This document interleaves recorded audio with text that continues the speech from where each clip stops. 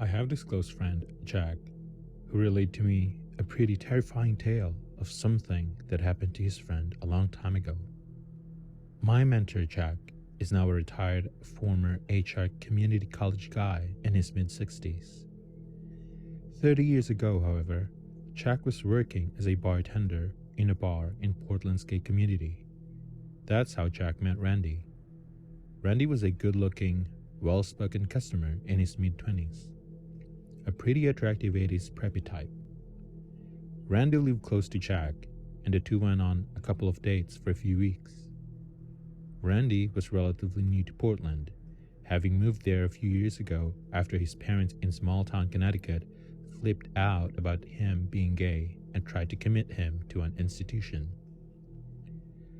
They were dating casually, but Jack was shocked when he discovered that this clean-shaven college graduate was working the streets of Portland as a hustler. You see, while we think of Portland as being a hipster haven now, back in the 1980s, there was a lot of seedy elements to the town, and that included the gay underground prostitution scene. The revelation about Randy's career happened this way. Randy called Jack one night and asked him if he could come over. He showed up at Jack's apartment, pretty upset. Randy confessed to Jack that he was a prostitute, and then relayed a wild tale about something that had happened to him the night before with a client. He refused to name who it was, but told Jack that it was a very prominent local businessman, someone that was very high profile in mid-1980s Portland. The client was into S&M, bondage stuff, and Randy had seen him about once a month for a year. The previous night, after they concluded their scene, the client said to Randy, "I had a fantasy that I kidnapped you and kept you forever." He asked Randy if he wanted to stay with him. Of course, Randy said, "No way," and the guy got angry. The chauffeur drove Randy home, which was in hindsight a huge mistake. The client now knew where he lived. Earlier that evening, Randy was headed home, but before he got to his apartment, Randy noticed his client's limo parked down the street from his building. Randy hopped the F out of there and ate dinner elsewhere. But when he went home, the limo was still there with the chauffeur sitting in the car. That's when he decided to go over to Jack's place and confess everything. Randy was completely terrified now. He tried to laugh it off as some dumb joke, but the fact that the chauffeur had spent hours parked in the same spot a few blocks from his apartment building was scary as hell. Randy begged if he could stay in Jack's place for a few days so this could die down.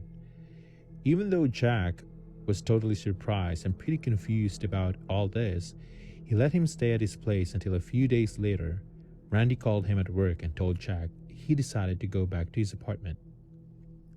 Randy said he'd call Jack later in the week about a movie that they were planning to see that weekend, but Jack never heard from him again. When Jack went to his apartment building a few days later to check on Randy, the building manager said that Randy had moved out. After that, there wasn't much Jack could do. Randy didn't tell him who the guy was, and he didn't know much about Randy's background except for some vague idea of where he came from. And this was again the 1980s. Policemen were not going to make a big deal about some male prostitute that went missing. Jack kept hoping that he'd get a call from Randy at some exotic locale, but as days turned into weeks, turned into years, turned into a quarter century, he stopped expecting that call. Hopefully, Randy just skipped town, or maybe he ran all the way back to Connecticut, found some sympathetic family member who helped him get on his feet, and he's put all of this behind him, and he's just some regular 50-something guy now with a regular career and regular concerns. Maybe he's not, and Jack will never know.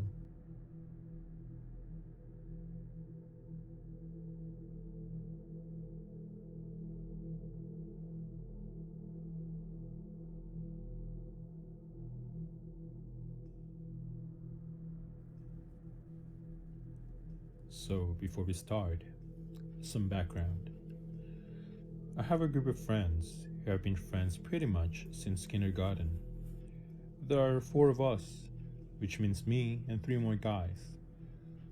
We are all 29, 30 at the time of writing, and we were 28, 29 at the time the event happened.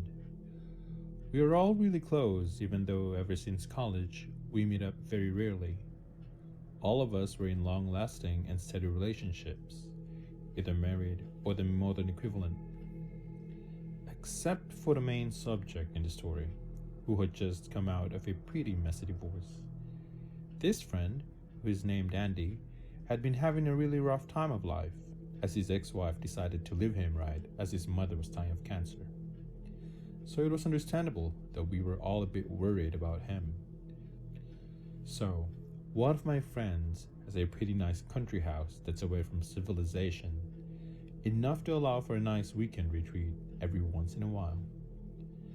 And at the start of this story, we had one of those scheduled. The week before, as we were all planning a retreat, Andy decided that he wasn't going because he didn't want to be the only one without a SO for the entire weekend. We all insisted a bit, but we kinda understood the feeling. And since he had another event to go to during the weekend, we left it alone. Still, I wasn't really satisfied with that, as I felt he really could use the change of scenery. So I decided that I'd give him a call Saturday morning, right before I left to the country house, offer him a ride, and give him one last chance to show up. I called him from the door of my house, and he sounded kind of weird on the phone, like he was sluggish or something. I even joked with him about it, since it was kind of early Saturday, and so I assumed I had woken him up. He didn't laugh or anything, so I thought he was pissed. When I offered to pick him up and give him a ride, he simply replied, "Okay." I told him to pack up a change of clothes and meet me in front of his house, and so we were gone. It was me, the wife, and him in a car for a nice 45-minute drive. I started noticing things were off just as he got in the car. He was acting really stupid.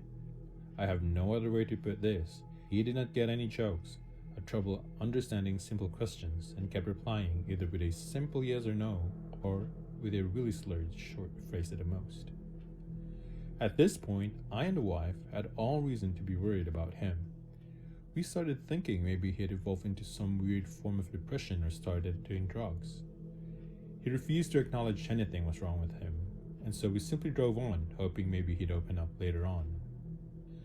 So we all arrived. There was food and drinks and video games. Yes, we get away from civilization to play video games. And we were all friends for over 20 years, so lots of fun were to be had. It quickly became obvious to all of us that Andy wasn't acting all right.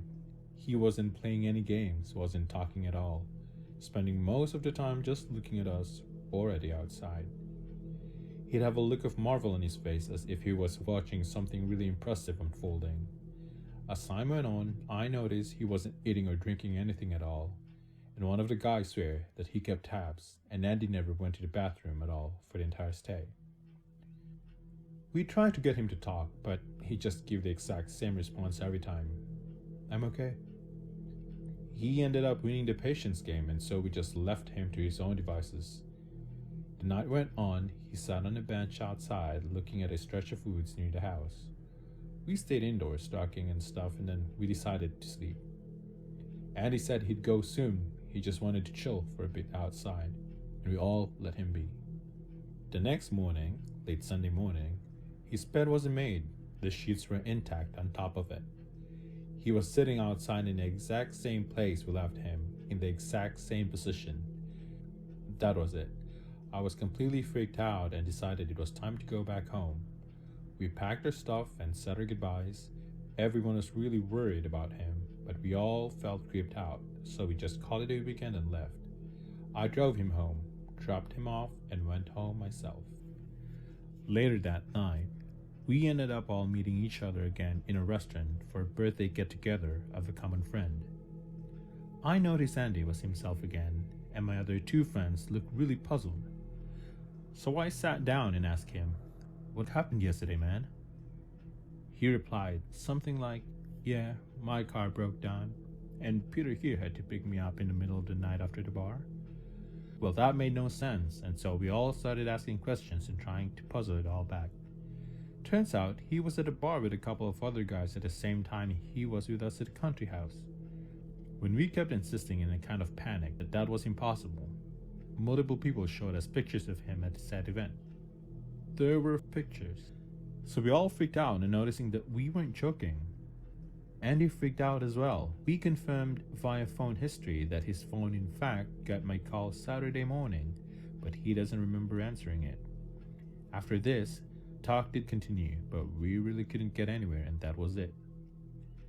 As the months passed by, the three of us all got really afraid of Andy and who he could be. We still have no idea of who was with us at the house. And Andy has gotten really sick of hearing about this to the point of getting really mad when the subject comes up. He says the most rational explanation is we all got confused and thought they saw. I'm still nervous about that to this day, especially because I dropped him off at his house and saw him enter. Where did fake Andy go to? Did he do anything while we were all asleep? Do any of you guys know of anything like this? I ask around and nothing really fits. I'm not really a believer in paranormal things, but I have no other explanations. I felt like writing this to maybe get it out, as the other guys and my wife don't like talking about it, as it gets everyone really nervous.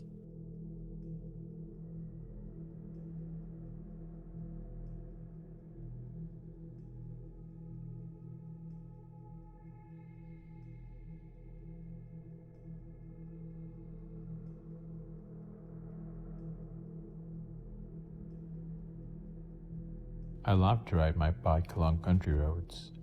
Not far from where I live is a tiny town called Three Oaks in Michigan. One Saturday, my wife was working and had nothing to do, so I strapped my bike to my car and drove the hour to Three Oaks. I parked in the scenic downtown area and then rode out of the town and into the surrounding countryside. As I wound my way further into the remote countryside, houses and businesses and cars grew increasingly scarce. Eventually, there were only an occasional house or two every half a mile, and cornfields and small woods flanking the dirt and gravel roads that I pedaled on. It's one of those back roads that a minivan drove past me. Within moments of it passing, it turned around, pulled up alongside me. I looked over, and the passenger, a woman in her mid to late 20s, was looking at me with her window down. The driver, a man of seemingly the same age, leaned over the passenger and said to me in a slight southern drawl and with a big smile on his face, "Hey, do you know David Christ?" I thought for a brief second, but I don't know any David Christ, so I said so. The driver said, "You don't know of him at all?" I said that I didn't and apologized and then pedaled on. The van sat for a moment longer and then pulled a U-turn and drove off in the direction it was originally heading. I thought of nothing of the encounter. Maybe the driver was a friend of David Christ and he thought we had met through David or something.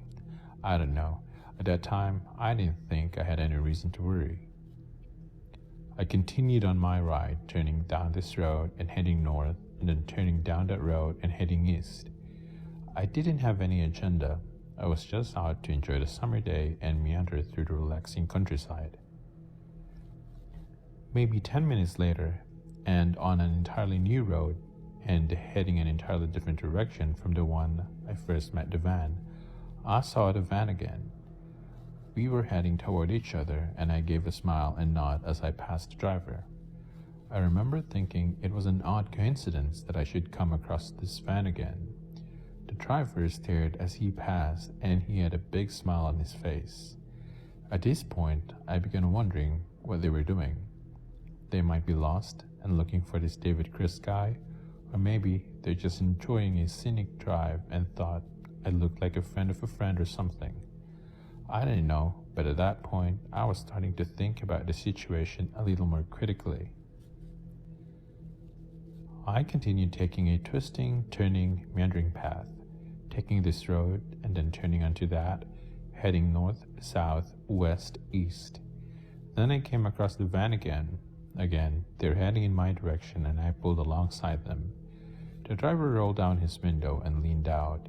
He was a late 20s white man with a few inches of goatee and a baseball cap. He had a large smile plastered across his face again. I stopped my bike and looked at him. waiting for him to say something, and he just looked at me for a good 30 seconds. Now, 30 seconds doesn't sound like a long time, but you go flag down a stranger and then just look at them for 30 seconds, and you'll realize that in that kind of situation, 30 seconds is a lifetime. Finally, he spoke and said, "Hey, do you know David Christ?" Same question. This time there was no smile on his face. He stared at me, and I was thinking to myself, is he joking? Does he really not remember he asked me this same question 20 minutes ago? Is he just being funny? Is he high as hell? After a moment, I told him that I still didn't know anyone by the name of David Christ, and I paddled off down the road. It's at that time that I realized exactly in how remote of an area I was.